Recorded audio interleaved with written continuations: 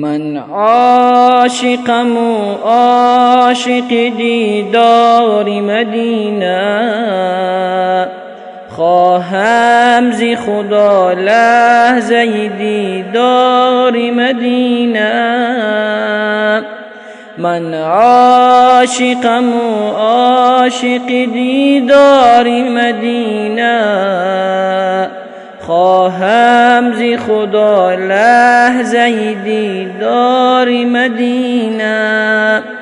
در خلوت شبگیر یکنم بهر وصالش، یا رب طلبم گرمی بازار مدینه.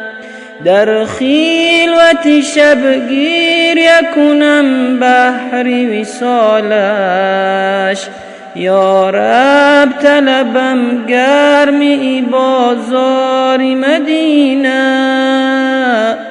از فیض تو عالم شده پر نور و تجلی، یثریب شده روشن ز شب تار مدینه. از فیض تو عالم شده پر نور و تجلی، یثریب شده روشن ز شب تار مدینه.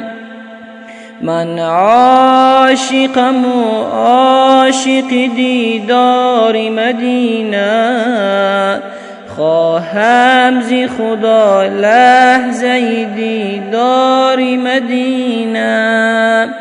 هر جا که تویی صدیق و آن عمر فاروق، عثمان و علی بر دربار مدینه. ای صاحب کوسین به تو صد رحمت حق باد، روشن ز قدومت شده گلزار مدینه. هر جا که برفتم نشده مقصدم حاصل، جز شهر تو سایه دیوار مدینه.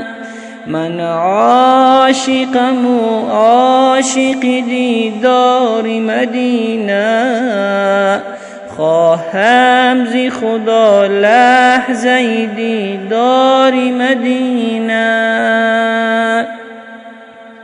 یا رب در رحمت بگشا بر روی مایان، تا خود بزنیم بر در و هر بام مدینه. یا رب در رحمت بگشا بر روی مایان، تا خود بزنیم بر در و هر بام مدینه.